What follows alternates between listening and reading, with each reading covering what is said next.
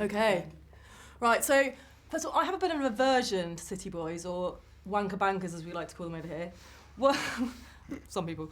I want to know, did you sort of, having spent time with people, could you understand their motivations? Can you sympathise with them in a way or not? Or is it very far removed from the way that you kind of look at life? Well, the character I played or the bankers that we got to spend time with? Yeah, just generally spending time in that world. Well, the people we were playing were very different than, I'd say, the average person on Wall Street. You know, it's not like the people we were playing were really corrupt and doing some really horrible things. I think, but the people we followed on Wall Street were incredibly nice and open to us. And I guess the difference for me was that I love film, and that's why I do this. I love acting, and so that's my motivation for doing this, not to get rich. And so, you know, someone whose only motivation is to get rich is coming from a different place than I am. And that's not bad. It's just different from how I look at things. Do you think that, could someone with that motivation do well in the film industry? Do you think people can get by just by being motivated by money, or do you think it is different because you have to have a love of the job? Well, I think people can get by however they want. It just depends on why you're doing certain things. Are you doing it because you think you're going to make a lot of money, or are you doing them because you think it's going to be a great piece of work? People also have to support their families, and you know, you do have to do things for money in order to survive, you know. And you do, like, watching the film, you do find you are gunning for these guys, even though you know they're not actually very nice people. How do you think that? How does that manage to happen? How does Scorsese manage to get you to really get behind these guys? Well, I think they're salesmen, you know, and I think they're selling you the movie. I think that was a conscious choice on Terrence Winter's part, the screenwriter, you know. And I don't know, I think Scorsese just tries to portray the truth of how these people really existed at this time, and why he's a great artist is because he leaves his films debating them, talking about what you saw, how you felt, how it made you feel. And that's what makes a great piece of art, is it sparks conversation. And what about you? What's the best investment you've ever made?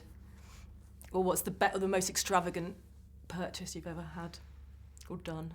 I bought a house, you know, so that was probably the nicest thing I ever got. And what about bad investments? Have you ever made a really bad investment that you've regretted? An apartment, yes. So they were both real estate, I guess. So bad and then good, so yeah. That it works out well in the end. And now this film, you're going to be, obviously award season is going to be a big thing for you this year. You're going to be back, you've done that kind of circuit before. Mm-hmm. Was there any kind of rookie mistakes you made last time that you're like, right, this time around, I'm going to do this, I'm going to do things differently? I'm going to sleep. Literally any moment no one's talking to me, I sleep. Because last time I didn't realize how much I'd be traveling and lack of sleep. So now I sleep and drink as much water as possible. Sounds very sensible, very sensible. Very sensible young man. And you've said that Martin Scorsese was one of your idols, and it was great to meet him. But did you ever have any of that kind of thing? Because people often say, you know, you should never meet your idols because you'll be disappointed. Were you worried before you met him? Well, I had the highest possible expectation you could have for meeting someone because he's my actual hero. And then he exceeded all beyond any and all expectations I had. Oh. Have you ever been in that situation where you have met, like, sort of, I don't know, like a musician or an actor or someone that you've really loved, and then you've met them and it's been a disappointment? Has that happened to you? I'm trying to think, but yeah, I also realized that it's just one moment in someone's life. Maybe they're in a bad mood or having a bad week or something like that, you know? So I try not to judge based on one experience, unless you really get to know somebody. That's a good attitude, I think, good attitude.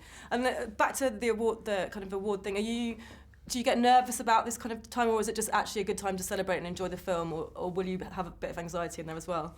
Well, there's a little anxiety, but I just try and tune it out and just celebrate the fact that we all are proud of the movie, you know?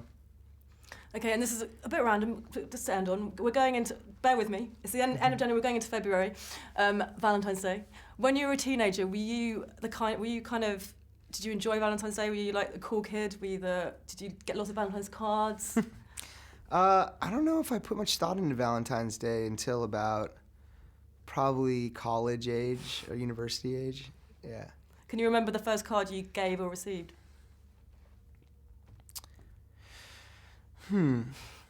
Probably to my grandma or my mom or something like that. Oh, my dad used to send me one every year. Yeah. Cool, thank you very much. Yeah. Lovely to talk to you. Yeah, you too.